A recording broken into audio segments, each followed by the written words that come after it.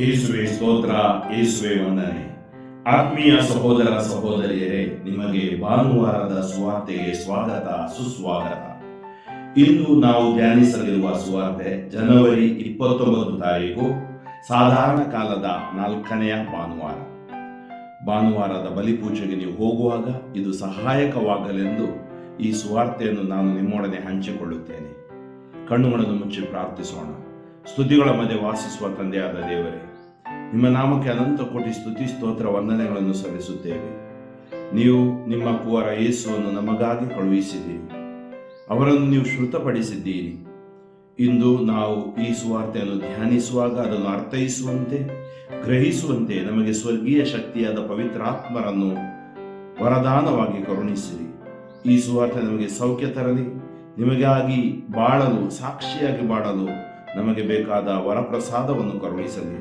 ಯೇಸು ನಾಮದಲ್ಲಿ ಪ್ರಾರ್ಥಿಸುತ್ತೇವೆ, ಆಮೇನ್. ಇಂದಿನ ಮೊದಲನೆಯ ವಾಚನ ಜೆಫನ್ಯ ಪ್ರವಾದಿಯ ಗ್ರಂಥದಿಂದ ವಾಚನ. ಅಧ್ಯಾಯ 2 ವಾಕ್ಯಗಳು 3, ಅಧ್ಯಾಯ 3 ವಾಕ್ಯಗಳು 12ರಿಂದ 13. ನಾಡಿನ ದೀನ ಜನರೇ, ಸರ್ವೇಶ್ವರನ ಆಜ್ಞೆಯನ್ನು ಕೈಗೊಂಡು ನಡೆಯುವವರೇ, ನೀವೆಲ್ಲರೂ ಸ್ವಾಮಿಯ ಕಡೆಗೆ ತಿರುಗಿಕೊಳ್ಳಿ. ಒಳ್ಳೆಯದನ್ನು ಮಾಡಿರಿ, ಸ್ವಾಮಿಯ ಮುಂದೆ ನಿಮ್ಮನ್ನೇ ತಗ್ಗಿಸಿಕೊಳ್ಳಿ. ಸರ್ವೇಶ್ವರ ಸ್ವಾಮಿಯ ಆ ಸಿಟ್ಟಿನ ದಿನದಂದು ಬಹುಶಃ ನೀವು ಸುರಕ್ಷಿತರಾಗುವಿರಿ. ದೀನರೂ ನಮ್ರರೂ ಆದ ಜನರನ್ನು ನಿಮ್ಮಲ್ಲಿ ಉಳಿಸುವೆನು. ಅವರು ಪ್ರಭುವಿನ ನಾಮದಲ್ಲಿ ಭಯಭಕ್ತಿ ಹೊಂದಿರುವರು. ಇಸ್ರಾಯೇಲಿನಲ್ಲಿ ಅಳಿದುಳಿದವರು ಅನ್ಯಾಯ ಮಾಡರು, ಸುರಕ್ಷಿತವಾಗಿರುವರು. ಅವರನ್ನು ಯಾರೂ ಹೆದರಿಸರು. ಕೀರ್ತನೆ 146 ಶ್ಲೋಕ. ಪಾರಮಾರ್ಥಿಕವಾಗಿ ಬಡವರು ಭಾಗ್ಯವಂತರು, ಸ್ವರ್ಗ ಸಾಮ್ರಾಜ್ಯ ಅವರದು. ಕೊಟ್ಟ ವಾಗ್ದಾನಗಳನ್ನು ತಪ್ಪದೆ ನೆರವೇರಿಸುವವ ಆತನೇ.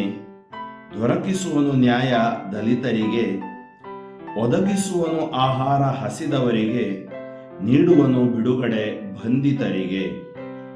ಪಾರಮಾರ್ಥಿಕವಾಗಿ ಬಡವರು ಭಾಗ್ಯವಂತರು, ಸ್ವರ್ಗ ಸಾಮ್ರಾಜ್ಯ ಅವರದು. ಕಣ್ಣ ನೀಯುವನು ಪ್ರಭು ಕುರುಡರಿಗೆ, ಉದ್ಧಾರಕನ ಪ್ರಭು ಕುಗ್ಗಿದವರಿಗೆ. ರಕ್ಷಿಸುವನು ಪ್ರಭು ಪರದೇಶಿಗಳನ್ನು, ಆದರಿಸುವನು ಅನಾಥರನು ವಿಧವೆಯರನು.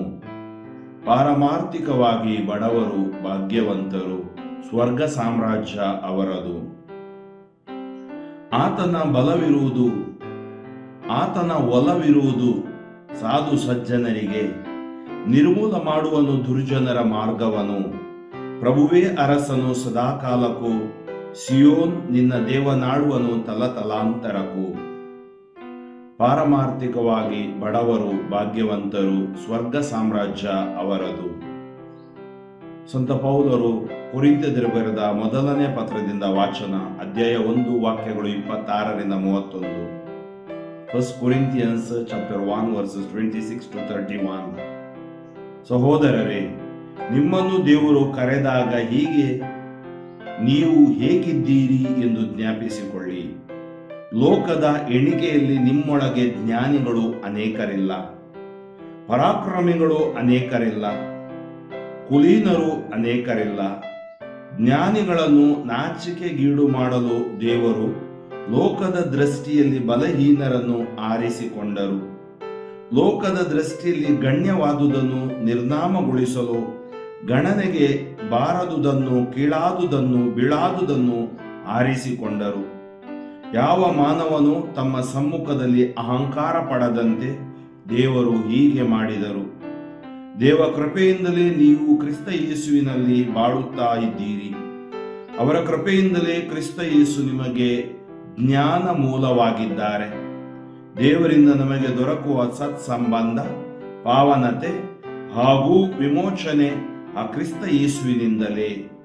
ಆದುದರಿಂದ ಪವಿತ್ರ ಗ್ರಂಥದಲ್ಲಿ ಹೇಳಿರುವಂತೆ ಹೆಚ್ಚಳ ಪಡುವವನು ಪ್ರಭುವಿನಲ್ಲಿ ಹೆಚ್ಚಳ ಪಡಲಿ. ಇಂದಿನ ಘೋಷಣೆ, ಅಲ್ಲೆಲುಯ್ಯ ಅಲ್ಲೆಲುಯ್ಯ.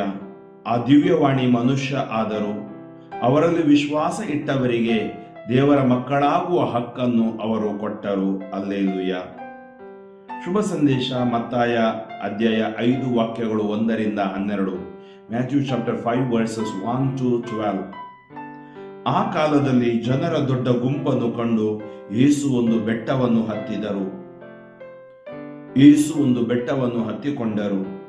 ಅವರ ಶಿಷ್ಯರು ಸುತ್ತಲೂ ನೆರೆದರು. ಆಗ ಯೇಸು ಇಂತೆಂದು ಪ್ರಬೋಧಿಸಿದರು: ಪಾರಮಾರ್ಥಿಕವಾಗಿ ಬಡವರು ಭಾಗ್ಯವಂತರು, ಸ್ವರ್ಗ ಸಾಮ್ರಾಜ್ಯ ಅವರದು. ದುಃಖಿಗಳು ಭಾಗ್ಯವಂತರು, ದೇವರು ಅವರನ್ನು ಸಂತೈಸುವರು. ವಿನಯಶೀಲರು ಭಾಗ್ಯವಂತರು, ದೇವರ ವಾಗ್ದತ್ತ ನಾಡಿಗೆ ಬಾಧ್ಯಸ್ಥರು ಅವರು. ನ್ಯಾಯ ನೀತಿಗಾಗಿ ಹಸಿದು ಹಾತೊರೆಯುವವರು ಭಾಗ್ಯವಂತರು, ದೇವರು ಅವರಿಗೆ ತೃಪ್ತಿಯನ್ನೀಯುವರು. ದಯಾವಂತರು ಭಾಗ್ಯವಂತರು, ದೇವರ ದಯೆ ಅವರಿಗೆ ದೊರಕುವುದು. ನಿರ್ಮಲ ಹೃದಯಿಗಳು ಭಾಗ್ಯವಂತರು, ಅವರು ದೇವರನ್ನು ಕಾಣುವರು.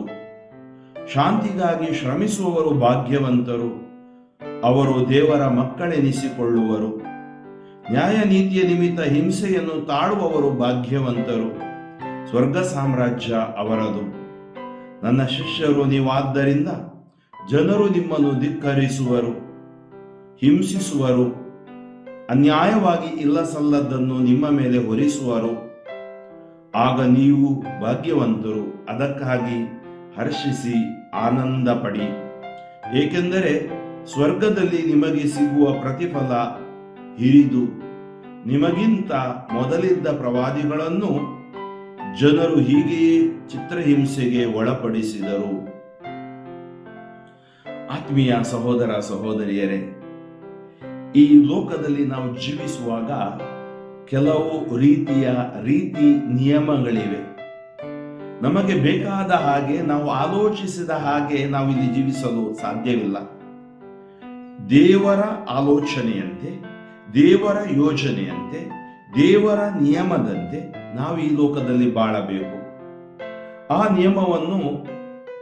ನಿಯಮವನ್ನು ನಾವು ಅನುಸರಿಸಿದಾಗ ನಮ್ಮ ಜೀವನ ಶ್ರೇಷ್ಠತೆಯೆಡೆಗೆ ಬರಲು ಸಾಧ್ಯವಿದೆ. ಶುಭ ಸಂದೇಶ ನಮಗೆ ಮೌಲ್ಯಗಳನ್ನು, ಸತ್ಯಗಳನ್ನು ತಿಳಿಸುತ್ತದೆ.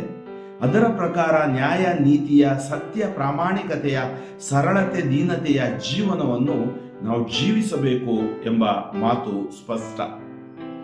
ಇಂದು 3 ವಾಚನಗಳನ್ನು ನಾವು ಒಂದೊಂದಾಗಿ ಧ್ಯಾನಿಸೋಣ. ಮೊದಲನೇದಾಗಿ ಜೆಫನ್ಯ ಪ್ರವಾದಿಯ ಗ್ರಂಥದಿಂದ ನೋಡಿ. ಇಲ್ಲಿ ಮೊದಲನೇದಾಗಿ ನಾವು ನೋಡ್ತೀವಿ, ಈ ಶುಭ ಸಂದೇಶದ ಅಥವಾ ಇಂದಿನ ವಾಚನಗಳ ತಿರುಳು: ಹೆದರಬೇಡಿ, ಭಯಪಡಬೇಡಿ, ದಿಗ್ಭ್ರಮೆಗೊಳ್ಳಬೇಡಿ, ದೇವರು ನಿಮ್ಮೊಂದಿಗಿದ್ದಾರೆ. ನೋಡಿ, ಯಾವಾಗ ನಾವು ದೇವರೊಡನೆ ಜೀವಿಸುತ್ತೇವೆ, ದೇವರು ನಮ್ಮ ಕೈ ಬಿಡುವುದಿಲ್ಲ. ಯೋಹಾನನ ಶುಭ ಸಂದೇಶ 6ನೇ ಅಧ್ಯಾಯ ವಾಕ್ಯ 37: ನನ್ನಲ್ಲಿಗೆ ಬರುವವರನ್ನು ನಾನೆಂದಿಗೂ ತಳ್ಳಿ ಬಿಡುವುದೇ ಇಲ್ಲ. ನಮ್ಮ ದೇವರು ತಳ್ಳಿ ಬಿಡುವ ದೇವರು ಅಲ್ಲ. ಅದಕ್ಕಾಗಿ ರೋಮನರಿಗೆ ಬರೆದ ಪತ್ರಿಕೆ 8ನೇ ಅಧ್ಯಾಯ 31ನೇ ವಾಕ್ಯದಲ್ಲಿ ಸಂತ ಪೌಲರು ಹೇಳ್ತಾರೆ, ದೇವರು ನಮ್ಮ ಪಕ್ಷದಲ್ಲಿರುವಾಗ ನಮ್ಮನ್ನು ವಿರೋಧಿಸುವವರು ಯಾರು? 1 ಯೋಹಾನ 4:4 ನಾವು ಓದುತ್ತೇವೆ, ಈ ಲೋಕದಲ್ಲಿರುವ ದುಷ್ಟನಿಗಿಂತ ನಮ್ಮೊಳಗಿರುವ ಯೇಸು ಸರ್ವಶ್ರೇಷ್ಠರಾಗಿದ್ದಾರೆ. ಹೌದು ಆತ್ಮೀಯ ಸಹೋದರ ಸಹೋದರಿಯರೇ, ಯೇಸು ನಮ್ಮೊಡನೆ ವಾಗ್ದಾನ ಮಾಡಿದ ಪ್ರಕಾರ ಲೋಕಾಂತ್ಯದವರೆಗೆ ಅವರು ನಮ್ಮೊಡನೆ ಇದ್ದಾರೆ. ನಾವು ಅವರೊಡನೆ ಬಾಳಬೇಕು. ಆ ಬಾಳುವ ರೀತಿ ಹೇಗೆ ಎಂಬುದಾಗಿ ಇಂದಿನ ವಾಚನಗಳು ನಮಗೆ ತಿಳಿಯಪಡಿಸುತ್ತವೆ. ಜೆಫನ್ಯ ಪ್ರವಾದಿಯ ಗ್ರಂಥದ ವಾಚನ ನೋಡಿ. ನಾಡಿನ ದೀನ ಜನರೇ, ಸರ್ವೇಶ್ವರನ ಆಜ್ಞೆಯನ್ನು ಕೈಗೊಂಡು ನಡೆಯುವವರೇ, ನೀವೆಲ್ಲರೂ ಸ್ವಾಮಿಯ ಕಡೆಗೆ ತಿರುಗಿಕೊಳ್ಳಿ. ನೋಡಿ, ಕಳೆದ ಭಾನುವಾರ ನಾವು ಆಲಿಸಿದ್ವಿ, ಪಶ್ಚಾತ್ತಾಪ ಪಟ್ಟು ದೇವರೆಡೆಗೆ ಬನ್ನಿ, ದೇವರೆಡೆಗೆ ತಿರುಗಿಕೊಳ್ಳಿ. ಅಂದರೆ ನಾವೆಲ್ಲರೂ ದೇವರೆಡೆಗೆ ಹೇಗೆ ಆತನತ್ತ ತಿರುಗಿದ ಮುಖ ಅರಳುವುದು, ಪ್ರಕಾಶಗೊಳ್ಳುವುದು, ಲಜ್ಜೆಯಿಂದೆಂದಿಗೂ ಕುಂದಿ ಹೋಗೋದು. ಕೀರ್ತನೆ 34 ವಾಕ್ಯ 5. ಅಂದ್ರೆ ಆತನತ್ತ ಪ್ರಾರ್ಥನೆಯ ಮೂಲಕ ನಾವು ಆತನತ್ತ ತಿರುಗಬೇಕು. ಆತನ ಆಜ್ಞೆಗಳನ್ನು ನಾವು ಕೈಗೊಂಡು ನಡೆಯಬೇಕು. ಸ್ವಾಮಿಯ ಮುಂದೆ ನಿಮ್ಮನ್ನೇ ತಗ್ಗಿಸಿಕೊಳ್ಳಿ. ಒಂದು, ಆತನ ಆಜ್ಞೆಗಳನ್ನು ಕೈಗೊಂಡು ನಡೆಯಬೇಕು. 2ನೇದಾಗಿ ಸ್ವಾಮಿಯ ಕಡೆಗೆ ನಾವು ತಿರುಗಿಕೊಳ್ಳಬೇಕು. 3ನೇದಾಗಿ ಸ್ವಾಮಿಯ ಮುಂದೆ ನಮ್ಮನ್ನೇ ತಗ್ಗಿಸಿಕೊಳ್ಬೇಕು, ಅಂದ್ರೆ ದೀನರಾಗಬೇಕು. ಅಹಂಕಾರ ಗರ್ವ ನಮಗೆ ಸಲ್ಲದು. ಸರ್ವೇಶ್ವರ ಸ್ವಾಮಿಯ ಸಿಟ್ಟಿನ ದಿನದಿಂದ ಬಹುಶಃ ನೀವು ಸುರಕ್ಷಿತರಾಗುವಿರಿ. ಯಾವಾಗ ನೀವು ಆತನೆಡೆಗೆ ತಿರುಗಿಕೊಳ್ಳುವಿರಿ, ತಗ್ಗಿಸಿಕೊಳ್ಳುವಿರಿ, ದೇವರ ಸಿಟ್ಟಿನಿಂದ ನೀವು ರಕ್ಷಿಸಲ್ಪಡುವಿರಿ. ಏಕೆಂದರೆ ದೀನ ಮನಸ್ಕನನ್ನು ದೇವರು ತಿರಸ್ಕರಿಸರು, ಪಶ್ಚಾತ್ತಾಪಿ ಹೃದಯನ್ನು ದೇವರು ತಿರಸ್ಕರಿಸರು. ಅದಕ್ಕೆ ದೇವರು ಹೇಳ್ತಾ ಇದ್ದಾರೆ, ದುಷ್ಟನ ಸಾವಿನಲ್ಲಿ ನನಗೆ ಲವಲೇಶವು ಸಂತೋಷವಿಲ್ಲ. ದುಷ್ಟನು ತನ್ನ ದುಷ್ಟತನವನ್ನು ಬಿಟ್ಟು ಶಿಷ್ಟತನವನ್ನು ಆಚರಿಸಬೇಕೆಂದೇ ದೇವರ ಇಚ್ಛೆ. ಎಸೇಕಿಯೇಲ್ ಪ್ರವಾದಿಯ ಗ್ರಂಥ 18ನೇ ಅಧ್ಯಾಯದಲ್ಲಿ ನಾವು ಓದ್ತೀವಿ. ಆದ್ದರಿಂದ ನಾವು ಸುರಕ್ಷಿತರಾಗಿರಬೇಕಾದ್ರೆ ನಾವು ದೇವರಿಗೆ ವಿಧೇಯರಾಗಬೇಕು, ನಾವು ದೇವರೆಡೆಗೆ ತಿರುಗಿಕೊಳ್ಳಬೇಕು ಮತ್ತು ನಾವು ನಮ್ಮನ್ನೇ ತಗ್ಗಿಸಿಕೊಳ್ಳಬೇಕು. ದೀನರು ನಮ್ರರು ಆದ ಜನರನ್ನು ನಿಮ್ಮಲ್ಲಿ ಉಳಿಸುವೆನು. ಸರ್ವೇಶ್ವರ ಸ್ವಾಮಿಯ ಸಿಟ್ಟಿನಿಂದ ದಿನದಂದು ಬಹುಶಃ ನೀವು ಸುರಕ್ಷಿತರಾಗುವಿರಿ. ದೀನರು ನಮ್ರರು ಆದ ಜನರನ್ನು ನಿಮ್ಮಲ್ಲಿ ಉಳಿಸುವೆನು. ನೋಡಿ, ಯಾರನ್ನು ದೇವರು ಉಳಿಸ್ತಾರೆ? ದೀನರು ನಮ್ರರು ಆದ ಜನರನ್ನು. ಅವರು ಪ್ರಭುವಿನ ನಾಮದಲ್ಲಿ ಭಯಭಕ್ತಿ ಹೊಂದಿರುವವರು. ಇಸ್ರಾಯೇಲಿನಲ್ಲಿ ಅಳಿದುಳಿದವರು, ಅನ್ಯಾಯ ಮಾಡರು ಸುರಕ್ಷಿತವಾಗಿರುವರು. ಅವರನ್ನು ಯಾರು ಹೆದರಿಸರು. ಏಕೆಂದರೆ ಸರ್ವೇಶ್ವರ ಸ್ವಾಮಿಗೆ ನಾವು ತಗ್ಗಿ ವಿಧೇಯರಾಗಿ ಸಮರ್ಪಿಸಿ ತಿರುಗಿಕೊಂಡು ಬಾಳಿದಾಗ ದೇವರು ನಮ್ಮನ್ನು ರಕ್ಷಿಸುತ್ತಾರೆ. ಅವರನ್ನು ಯಾರು ಹೆದರಿಸರು. ಯಾವ ಭಯ ಭೀತಿ ಅವರಿಗೆ ಇರದು. ಏಕೆಂದರೆ ಅವರ ದೃಷ್ಟಿ ಸೃಷ್ಟಿಕರ್ತನತ್ತ, ಸರ್ವೇಶ್ವರ ದೇವನತ್ತ. ಆ ದೇವರು ಖಂಡಿತವಾಗಿಯೂ ಅವರನ್ನು ರಕ್ಷಿಸುತ್ತಾರೆ. ದೇವರು ಮಾಡಿದ ವಾಗ್ದಾನವನ್ನು ದೇವರು ತಪ್ಪಿಸಿಕೊಳ್ಳುವುದಿಲ್ಲ. ಕೀರ್ತನೆಯಲ್ಲಿ ಇವತ್ತು ನಾವು ಆಲಿಸಿದೆವು, ಪಾರಮಾರ್ಥಿಕವಾಗಿ ಬಡವರು ಭಾಗ್ಯವಂತರು, ಸ್ವರ್ಗ ಸಾಮ್ರಾಜ್ಯ ಅವರದು. ಅದನ್ನೇ ಶುಭ ಸಂದೇಶದಲ್ಲಿ ಇವತ್ತು ನಾವು ಆಲಿಸ್ತಾ ಇದ್ದೀವಿ. ಆದ್ರೆ ಕೀರ್ತನೆ ಏನ್ ಹೇಳ್ತಾ ಇದೆ ನೋಡೋಣ. 3 ಚರಣಗಳಿವೆ ಇಲ್ಲಿ. ಕೊಟ್ಟ ವಾಗ್ದಾನಗಳನ್ನು ತಪ್ಪದೆ ನೆರವೇರಿಸುವವ ಆತನೇ, ದೊರಕಿಸುವನು ನ್ಯಾಯ ದಲಿತರಿಗೆ, ಒದಗಿಸುವನು ಆಹಾರ ಹಸಿದವರಿಗೆ, ನೀಡುವನು ಬಿಡುಗಡೆ ಬಂಧಿತರಿಗೆ. ಇದನ್ನೇ ಯೆಶಾಯ ಪ್ರವಾದಿಯ ಗ್ರಂಥದಲ್ಲೂ ಕೂಡ ನಾವು ಓದ್ತೀವಿ. ಕೀರ್ತನಗಾರ ತನ್ನ ಕೀರ್ತನೆಯಲ್ಲಿ ಪ್ರವಾದನೆಯಾಗಿ ಪ್ರಾರ್ಥನೆಯಾಗಿ ಬರೀತಾ ಇದ್ದಾನೆ. ಮತ್ತು ಹೊಸ ಒಡಂಬಡಿಕೆಯಲ್ಲಿ ಯೇಸು ಸ್ವಾಮಿ ಈ ಲೂಕನ ಶುಭ ಸಂದೇಶ 4ನೇ ಅಧ್ಯಾಯದಲ್ಲಿ ನಾವು ನೋಡ್ತೀವಿ. ತನ್ನ ಪ್ರಣಾಳಿಕೆ, ತನ್ನ ಯಾಕಾಗಿ ನಾನು ಬಂದಿದ್ದೀನಿ ಎಂಬುದಾಗಿ ಆತ ಹೇಳ್ತಾ ಇದ್ದಾರೆ. ನಾನು ದೀನದಲಿತರಿಗೆ ಶುಭ ಸಂದೇಶವನ್ನು ಬೋಧಿಸಲೆಂದೇ, ಅಂಧರಿಗೆ ದೃಷ್ಟಿದಾನ ನೀಡಲೆಂದೇ, ಬಂಧಿತರಿಗೆ ಬಿಡುಗಡೆ ನೀಡಲೆಂದೇ. ನೋಡಿ, ಅದನ್ನೇ ಇಂದಿನ ಸುವಾರ್ತೆಯಲ್ಲಿ ನಾವು ಆಲಿಸುತ್ತೇವೆ. ಯೇಸು ಏನು ಹೊಸದಾಗಿ ಹೇಳಿಲ್ಲ, ದೇವರ ವಾಕ್ಯದಿಂದ ಪ್ರೇರಣೆ ಆದದನ್ನು ಮತ್ತೆ ತಂದೆ ದೇವರು ಅವರಿಗೆ ಶ್ರುತಪಡಿಸಿದ್ದನ್ನು ಅವರು ಹೇಳ್ತಾ ಇದ್ದಾರೆ. ಕಣ್ಣ ನೀವನು ಪ್ರಭು ಕುರುಡರಿಗೆ, ನೋಡಿ ಅಂಧರಿಗೆ ದೃಷ್ಟಿದಾನ, ಉದ್ಧಾರಕನ ಪ್ರಭು ಕುಗ್ಗಿದವರಿಗೆ, ರಕ್ಷಿಸುವನು ಪ್ರಭು ಪರದೇಶಿಗಳನ್ನು, ಆದರಿಸುವನು ಅನಾಥರನ್ನು ವಿಧವೆಯರನ್ನು. ಅದರಿಂದ ಪ್ರಭು ಯಾರನ್ನೂ ಕೈ ಬಿಡುವುದಿಲ್ಲ, ಅವರೆಲ್ಲರನ್ನು ಆದರಿಸುವರು, ರಕ್ಷಿಸುವರು. ಆತನ ಒಲವಿರುವುದು ಸಾಧು ಸಜ್ಜನರಿಗೆ. ದೇವರ ಒಲವು ಯಾರಿಗಿದೆ? ಸಾಧು ಸಜ್ಜನರಿಗೆ. ನಿರ್ಮೂಲ ಮಾಡುವನು ದುರ್ಜನರ ಮಾರ್ಗವನು. ಪ್ರಭುವೇ ಅರಸನು ಸದಾಕಾಲಕ್ಕೂ, ಸಿಯೋನ್ ನಿನ್ನ ದೇವನಾಳುವನು ತಲತಲಾಂತರಕ್ಕೂ. ಪ್ರಭುವೇ ಅರಸನು ಸದಾಕಾಲಕ್ಕೂ, ಸಿಯೋನ್ ನಿನ್ನ ದೇವನಾಳುವನು ತಲತಲಾಂತರಕ್ಕೂ. ಅದರಿಂದ ಆತ್ಮೀಯ ಸಹೋದರ ಸಹೋದರಿಯರೇ, ದೇವರು ಸದಾಕಾಲಕ್ಕೂ ನಮ್ಮ ಅರಸರಾಗಿದ್ದಾರೆ. ಆತನ ಒಲವು ಸಾಧು ಸಜ್ಜನರಿಗೆ, ಸರಳರಿಗೆ, ದೀನರಿಗೆ, ನಮ್ಮನ್ನೇ ತಗ್ಗಿಸಿಕೊಳ್ಳುವವರಿಗೆ ಇದೆ. ಆದರೆ ಅಹಂಕಾರಿ ಗರ್ವಿಗಳು ದುರ್ಜನರ ಮಾರ್ಗವನ್ನು ನಿರ್ಮೂಲ ಮಾಡುವನು. ಪ್ರಭುವೇ ಅರಸನು ಸದಾಕಾಲಕ್ಕೂ. ಅದು ನಮ್ಮ ರಕ್ಷಕ ದೇವನಲ್ಲಿ ನಾವು ನಮ್ಮನ್ನೇ ಸಮರ್ಪಿಸಿ ಜೀವಿಸಬೇಕು, ಪ್ರೀತಿಸಿ ಬಾಳಬೇಕು. ಇದರ ಅರ್ಥ ನಾವು ಅವರನ್ನು ಪ್ರೀತಿಸಬೇಕು. ಯಾಕಂದ್ರೆ ಅವರು ನಮ್ಮನ್ನು ರೂಪಿಸಿದ್ದಾರೆ. ಆ ರೂಪಿಸಿದ ದೇವರನ್ನು ಪ್ರೀತಿಸಿ ಜೀವಿಸಿದಾಗ ಆಶೀರ್ವಾದಗಳು ನಮ್ಮದಾಗುತ್ತವೆ. 2ನೇ ವಚನದಲ್ಲಿ ನಾವಿಂದು ಆಲಿಸುತ್ತೇವೆ, ದೇವರು ಲೋಕದ ದೃಷ್ಟಿಯಲ್ಲಿ ಬಲಹೀನರಾದವರನ್ನು ಆರಿಸಿಕೊಂಡರು. ನಾವು ಯಾರು ಆರಿಸಿಕೊಂಡಾಗ ಜ್ಞಾನಿಗಳಾಗಿರಲಿಲ್ಲ. ದೇವರು ನೋಡಿ, ಇವತ್ತು ನಾವು ಬೆಳೆದೆವು ನಮ್ಮ ವಿಶ್ವಾಸದಲ್ಲಿ, ಜಪ ತರಗತಿಗಳಲ್ಲಿ ನಾವು ಭಾಗವಹಿಸಿದೆವು, ಜಪ ಕಲಿತು ನಾವು ಅದರಲ್ಲಿ ಬೆಳೆದಾಗ ದೇವರು ನಮಗೆ ಜ್ಞಾನವನ್ನು ಕೊಟ್ಟರು. ಇವತ್ತು ಜ್ಞಾನ ಕೊಟ್ಟ ದೇವರನ್ನು ನಾವು ದೂರ ತಳ್ಳಬಾರ್ದು, ದೂರ ಮಾಡಬಾರ್ದು, ಅಥವಾ ನಾವು ಸ್ವಾರ್ಥಿ, ಅಹಂಕಾರಿ, ಗರ್ವಿಗಳಾಗಬಾರ್ದು. ಸಹೋದರರೇ, ನಿಮ್ಮನ್ನು ದೇವರು ಕರೆದಾಗ ನೀವು ಹೇಗಿದ್ದೀರಿ ಎಂದು ಜ್ಞಾಪಿಸಿಕೊಳ್ಳಿ. ಇವತ್ತು ಸ್ವಾರ್ಥಿಕರಾಗಿರಬಹುದು, ಗುರು ಸಹೋದರರಾಗಿರಬಹುದು, ಅದು ಇವತ್ತು ಏನೋ ಒಂದು ನೀವು ಹಂತಕ್ಕೆ ತಲುಪಿದಿರಬಹುದು.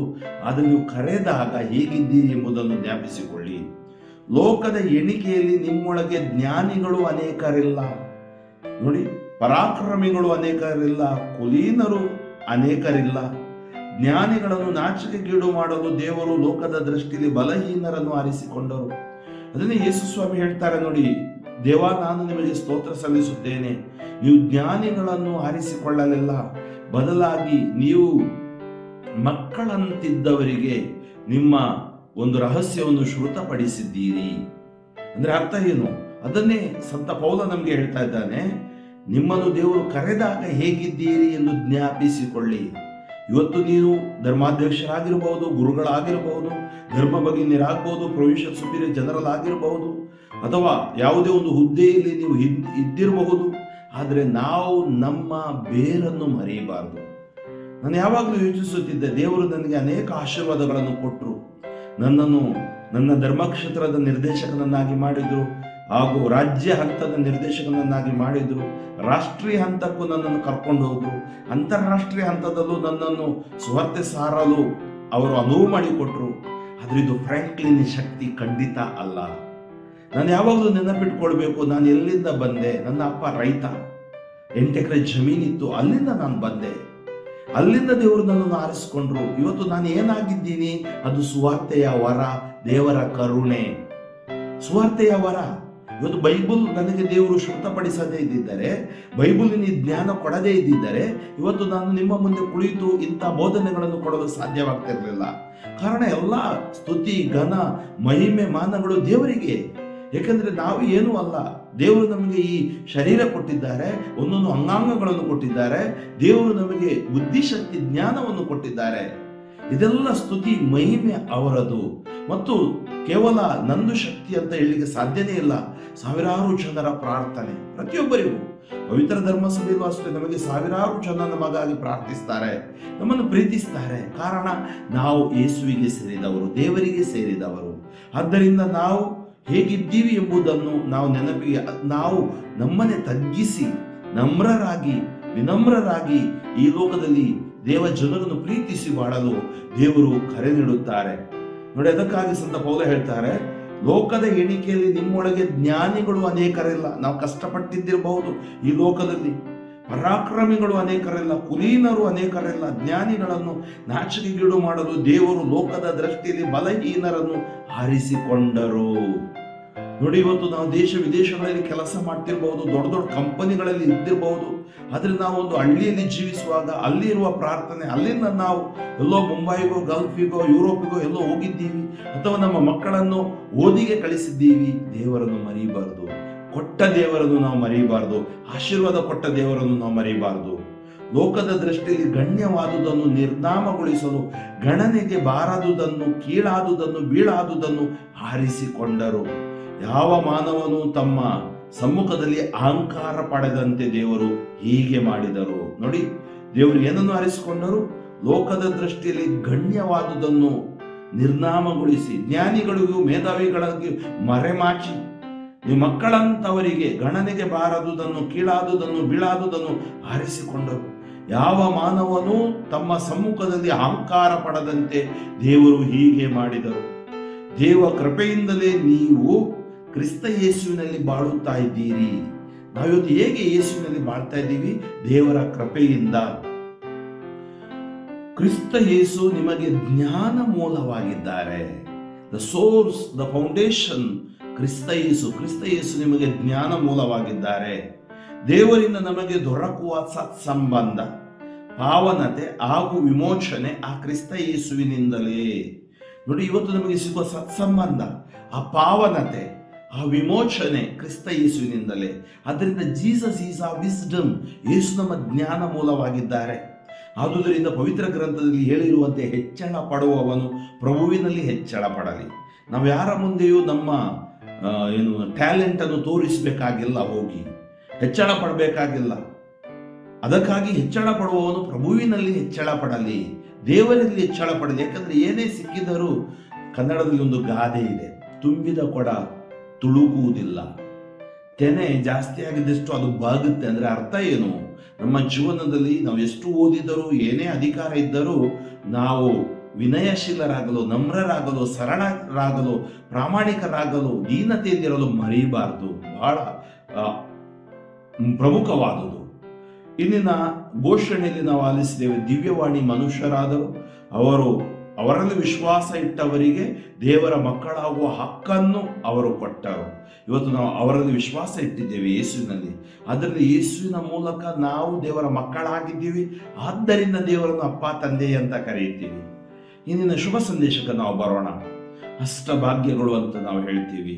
ನೋಡಿ, ಎಷ್ಟು ಸುಂದರವಾಗಿ ನಮ್ಮ ಈ ಒಂದು ಜೀವನದಲ್ಲಿ ಹೇಗೆ ನಾವು ಜೀವಿಸಬೇಕು. ಅನೇಕ ಬಾರಿ ನಮಗೆ ನಮ್ಮ ಸವಾಲುಗಳಿಗೆ ಜವಾಬು ಸಿಗುವುದಿಲ್ಲ, ಅಂದ್ರೆ ಪ್ರಶ್ನೆಗಳಿಗೆ ಉತ್ತರ ಸಿಗುವುದಿಲ್ಲ. ಆವಾಗ ನಾವು ಏನ್ ಮಾಡಬೇಕು? ನಾವು ದೇವರ ವಾಕ್ಯದಲ್ಲಿ ನಂಬಿಕೆ ಇಡಬೇಕು. ದೇವರ ವಾಕ್ಯ ನಮಗೆ ದೀನತೆಯನ್ನು ಕಲಿಸುತ್ತದೆ, ಹ್ಯುಮಿಲಿಟಿ. ಅದರಿಂದ ಸರಳ ಜೀವನ, ಸಿಂಪ್ಲಿಸಿಟಿ, ಪ್ರಾಮಾಣಿಕತೆ, ಸಿನ್ಸಿಯರಿಟಿ ಇದೆಲ್ಲ ಕಲಿಸುತ್ತೆ. ಹೇಗೆ? ಆ ಕಾಲದಲ್ಲಿ ಜನರ ದೊಡ್ಡ ಗುಂಪನ್ನು ಕಂಡು ಯೇಸು ಒಂದು ಬೆಟ್ಟವನ್ನು ಹತ್ತಿದರು. ಅವರ ಶಿಷ್ಯರು ಸುತ್ತಲೂ ನೆರೆದರು. ಆಗ ಯೇಸು ಇಂತೆಂದು ಪ್ರಬೋಧಿಸಿದರು. ನೋಡಿ, ಯೇಸುವಿನ ಪ್ರಬೋಧನೆ ಇಂತೆಂದು ಪ್ರಬೋಧಿಸಿದರು: ಪಾರಮಾರ್ಥಿಕವಾಗಿ ಬಡವರು ಭಾಗ್ಯವಂತರು, ಸ್ವರ್ಗ ಸಾಮ್ರಾಜ್ಯ ಅವರದು. ಪಾರಮಾರ್ಥಿಕವಾಗಿ ಅಂದ್ರೆ ಇನ್ನೊಂದು ಲೂಕನ ಶುಭ ಸಂದೇಶದಲ್ಲಿ ನೀವು ನೋಡ್ತೀರಿ, ಆತ್ಮದಲ್ಲಿ ಬಡವರು. ಅಂದ್ರೆ ಈ ಹೊರಗಡೆಯ ಸಿರಿವಂತಿಕೆ ಅಥವಾ ಪರ್ಸನಾಲಿಟಿ ಅದು ಪ್ರಮುಖವಾದುದಲ್ಲ, ಅದು ತಪ್ಪಲ್ಲ. ಆದ್ರೆ ನಮ್ಮ ಆಂತರಿಕ ಜೀವನ, ಸಿರಿವಂತರಾಗಿಯೂ ಸರಳರಾಗಿ, ದೀನರಾಗಿ ಜೀವಿಸಲು ಸಾಧ್ಯವಿದೆ. ಪ್ರತಿಯೊಬ್ಬ ವ್ಯಕ್ತಿಯು ಇದನ್ನು ಅನುಭವಿಸಿ ಜೀವಿಸಲು ಸಾಧ್ಯವಿದೆ. ಪಾರಮಾರ್ಥಿಕವಾಗಿ ಬಡವರು ಭಾಗ್ಯವಂತರು ಅಂದರೆ ದೇವರಲ್ಲಿ ವಿಶ್ವಾಸವಿಟ್ಟು, ದೇವರಲ್ಲಿ ನಂಬಿಕೆ ಇಟ್ಟು, ನನಗೆ ಏನು ಸಿಕ್ಕಿದೆ ಅದು ದೇವರ ವರದಾನವೆಂದು ನಂಬಿ. ಏಕೆಂದರೆ ಕ್ರಿಸ್ತ ಯೇಸುವೆ ಜ್ಞಾನದ ಮೂಲವಾಗಿದ್ದಾರೆ. ಹೆಚ್ಚಳ ಪಡುವವನು ಪ್ರಭುವಿನಲ್ಲಿ ಹೆಚ್ಚಳ ಪಡಲಿ. ಸ್ವಾರ್ಥ, ಅಹಂಕಾರ, ಗರ್ವ, ದರ್ಪ, ಮೋಸ ಮಾಡದೆ ಪಾರಮಾರ್ಥಿಕವಾಗಿ ಅಂದ್ರೆ ದೇವರಿಗೆ ಭಯಪಡುವವರು, ಜನರನ್ನು ಪ್ರೀತಿಸುವವರು, ದೇವರ ಚಿತ್ತದಂತೆ ಜೀವಿಸುವವರು, ದೇವರಿಗೆ ವಿಧೇಯರಾಗಿ ಸಮರ್ಪಿಸಿ ವಾಕ್ಯದಲ್ಲಿ ಭರವಸೆಟ್ಟು ಜೀವಿಸುವವರು ಭಾಗ್ಯವಂತರು. ಯಾಕಂದ್ರೆ ಅವರ ಸ್ವರ್ಗ ಸಮ. ಅದಕ್ಕಾಗಿ ಅನೇಕ ಈ ಸಂತರುಗಳು ನಾವು ನೋಡ್ತೀವಿ ಧರ್ಮಸಭೆಯಲ್ಲಿ, ಅಥವಾ ತಾಯಿ ಮರಿಯಮ್ಮ ಪಾರಮಾರ್ಥಿಕವಾಗಿ ಬಡವರಾಗಿದ್ದರು. ಅವರು ಸ್ವರ್ಗ ಸಾಮ್ರಾಜ್ಯವನ್ನು ಇವತ್ತು ಪಡೆದರು. ದುಃಖಿಗಳು ಭಾಗ್ಯವಂತರು. ಇವತ್ತು ನಮ್ಮಲ್ಲಿ ದುಃಖಗಳಿವೆ ನೋಡಿ, ದುಃಖಗಳು ಬರ್ತವೆ, ಕುಟುಂಬದಲ್ಲಿ ಬರ್ತವೆ, ಸಮಾಜದಲ್ಲಿ ಬರ್ತವೆ, ಅಥವಾ ರಾಜಕೀಯ ಕಾರಣಗಳಿಗಾಗಿ ಬರ್ತವೆ, ಆರ್ಥಿಕ ಪರಿಸ್ಥಿತಿಗಾಗಿ ಬರ್ತವೆ, ಮಾನಸಿಕ ಒತ್ತಡದಿಂದ ಬರ್ತವೆ, ದೈಹಿಕ ಅನಾರೋಗ್ಯದಿಂದ ಬರಬಹುದು, ಅಥವಾ ಯುದ್ಧ ಜಗಳಗಳು ನಡೆಯುವ ಸ್ಥಳಗಳಲ್ಲಿ ನಿರಾಶ್ರಿತರು ನಿರ್ಗತಿರಾಗಿರುವಾಗ ಆ ದುಃಖಗಳನ್ನು ಯೋಚನೆ ಮಾಡಿ, ಅತಿವೃಷ್ಟಿ ಅನಾವೃಷ್ಟಿ ಬಂದಾಗ, ಭೂಕಂಪಗಳು ಅಥವಾ ಹವಾಮಾನ ವೈಪರೀತ್ಯಗಳಲ್ಲಿ ನಾವು ಜೀವಿಸುವಾಗ ನಮಗಿಂತ ಅನುಭವಗಳಾಗ್ತವೆ. ದುಃಖಿತರು ಭಾಗ್ಯವಂತರು. ಇವತ್ತು ನಮ್ಮ ದುಃಖಗಳನ್ನು ದೇವರಿಗೆ ಬ್ರದರ್ ಟಿ ಕೆ ಜಾರ್ಜ್ ಒಂದು ಸುಂದರ ಹಾಡನ್ನು ಬರೆದರು. ದುಃಖದ ಭಾರವ ಯಾರಲ್ಲಿ ಹೇಳಲಿ, ನಾನು ನಿನಗೆ ಸಮರ್ಪಿಸುತ್ತೀನಿ. ದುಃಖದ ಭಾರವ ನಾ ಯಾರಲಿ ಹೇಳಲಿ, ನಿನ್ನ ಬಿಟ್ಟು ನನಗೆ ಯಾರಿಲ್ಲ. ಯೇಸುವೆ ದೇವನೇ, ನಿನ್ನ ಬಿಟ್ಟು ನನಗೆ ಯಾರಿಲ್ಲ. ನಮ್ಮ ದುಃಖ ಭಾರ, ಅದಕ್ಕೆ ಬೈಬಲ್ ಹೇಳುತ್ತೆ, ನಿಮ್ಮ ಚಿಂತೆ ಭಾರಗಳನ್ನು ಪ್ರಭುವಿನಲ್ಲಿ ಬಿಡಿರಿ, ದುಡಿದು ಭಾರ ಹೊತ್ತು ಬಳಲಿ ಬೆಂಡಾದ ಸರ್ವಜನರೇ. ಮತ್ತಾಯ 11:28, 1 ಪೇತ್ರ 5ನೇ ಅಧ್ಯಾಯ ವಾಕ್ಯ 7. ನಿಮ್ಮ ಎಲ್ಲ ದುಃಖ ಭಾರಗಳನ್ನು ಪ್ರಭುವಿನಲ್ಲಿ ಹಾಕಿರಿ, ಪ್ರಭುವಿನಲ್ಲಿ ಹಾಕಿರಿ. ದುಃಖದ ಭಾರಗಳನ್ನು ಪ್ರಭುವಿನಲ್ಲಿ ಹಾಕಿರಿ. ವಿನಯಶೀಲರು ಭಾಗ್ಯವಂತರು, ದೇವರ ವಾಗ್ದತ್ತ ನಾಡಿಗೆ ಬಾಧ್ಯಸ್ಥರು ಅವರು. ವಿನಯಶೀಲರು ಭಾಗ್ಯವಂತರು. ನೋಡಿ, ವಿನಯತೆ ಬೇಕು. ಅವರು ದೇವರ ವಾಗ್ದತ್ತ ನಾಡಿಗೆ ಬಾಧ್ಯಸ್ಥರು ಅಂದ್ರೆ ದೇವರು ನಮಗೆ ನಿತ್ಯ ಜೀವವನ್ನು ಅವರು ನಮಗೆ ವಾಗ್ದಾನಿಸಿದ್ದಾರೆ. ವಿನಯಶೀಲರು ಭಾಗ್ಯವಂತರು, ದೇವರ ವಾಗ್ದತ್ತ ನಾಡಿಗೆ ಬಾಧ್ಯಸ್ಥರು ಅವರು. ನ್ಯಾಯ ನೀತಿಗಾಗಿ ಹಸಿದು ಹಾತೊರೆಯುವವರು ಭಾಗ್ಯವಂತರು, ದೇವರು ಅವರಿಗೆ ತೃಪ್ತಿಯನ್ನೀಯುವರು. ಅನೇಕ ಬಾರಿ ಲೋಕದಲ್ಲಿ ಅನ್ಯಾಯಕ್ಕೆ ಒಳಗಾಗುವ ನಮಗೆ ಸುಸಂದರ್ಭಗಳು ಇವೆ. ಆದರೆ ನಾವು ಭಯಪಡದೆ ಧೈರ್ಯದಿಂದ ದೇವರಲ್ಲಿ ಜೀವಿಸಿದಾಗ ದೇವರು ನಮಗೆ ಕರುಣೆ ತೋರಿಸುತ್ತಾರೆ. ದೇವರವರಿಗೆ ತೃಪ್ತಿಯಲ್ಲಿ ದಯಾವಂತರು ಭಾಗ್ಯವಂತರು, ದೇವರ ದಯೆ ಅವರಿಗೆ ದೊರಕುವುದು. ದೇವರ ದಯೆಯನ್ನು ಕರುಣೆ ದೇವರು ನಮಗೆ ಇವತ್ತು ನಾವು ಬದುಕುಳಿದಿದ್ದೀವಿ ದೇವರ ಕರುಣೆಯಿಂದ. ದಯಾವಂತರು ಭಾಗ್ಯವಂತರು, ದೇವರ ದಯೆ ಅವರಿಗೆ ಸಿಗುವುದು. ಅವರು ದೇವರನ್ನು ಕಾಣುವರು. ಶಾಂತಿಗಾಗಿ ಶ್ರಮಿಸುವವರು ಭಾಗ್ಯವಂತರು, ಅವರು ದೇವರ ಮಕ್ಕಳೆನಿಸಿಕೊಳ್ಳುವರು. ಇವತ್ತು ನಾವು ಎಲ್ಲಿ ಯುದ್ಧ, ಜಗಳ, ಮೋಸ, ವಂಚನೆ ಅದಕ್ಕೆ ಹೋಗುವುದು ಅಲ್ಲ.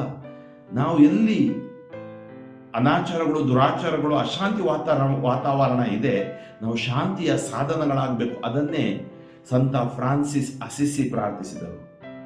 ನಿನ್ನ ಶಾಂತಿಯ ಸಾಧನ ನನ್ನ ಮಾಡಿಕೋ ಪ್ರಭುವೇ, ನಿನ್ನ ಶಾಂತಿಯ ದೂತನು ನಾನಾಗುವೆ ಪ್ರಭುವೇ. ಶಾಂತಿಯ ಸಾಧನವನ್ನಾಗಿ ನನ್ನನ್ನು ಮಾಡು, ಶಾಂತಿಯ ದೂತನನ್ನಾಗಿ ನನ್ನನ್ನು ಪರಿವರ್ತಿಸು.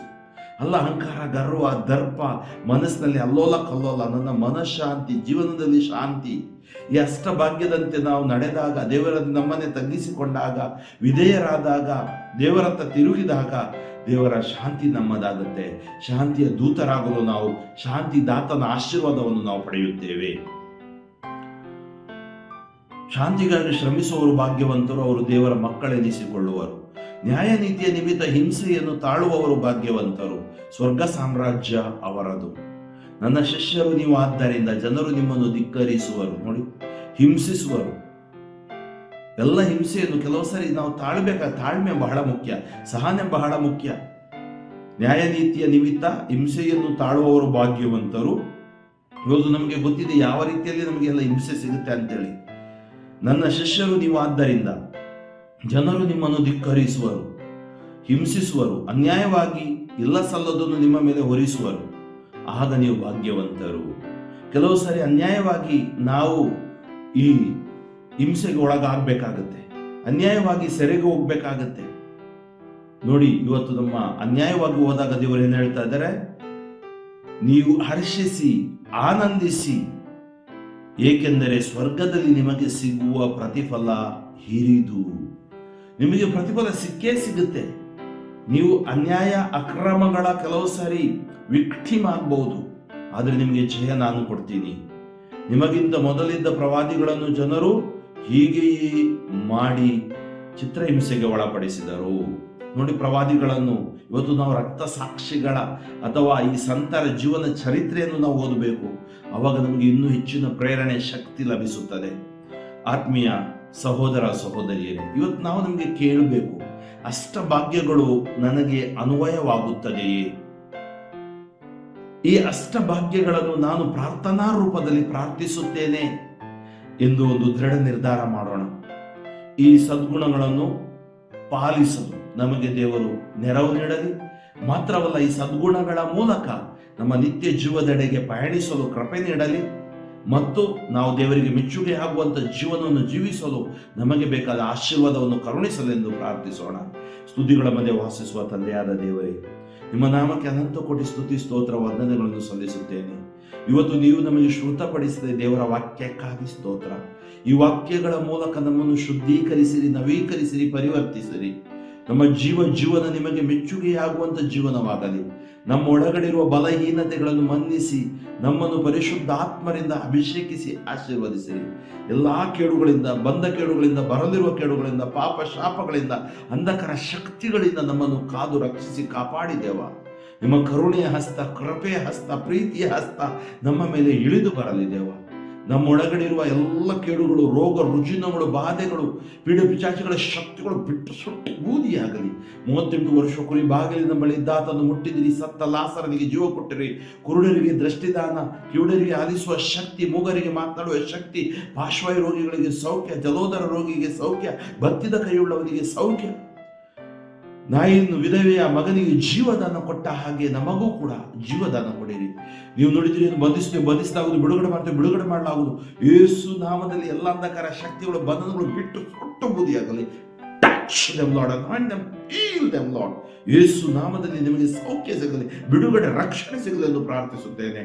ಸರ್ವಶಕ್ತ ದೇವರಾದ ಪಿತಾ ಮತ್ತು ಸುತ ಮತ್ತು ಪವಿತ್ರಾತ್ಮರು ನಿಮ್ಮನ್ನು ಆಶೀರ್ವದಿಸಲಿ. Father Franklin D'Souza, Shivamogga ಧರ್ಮಕ್ಷೇತ್ರ.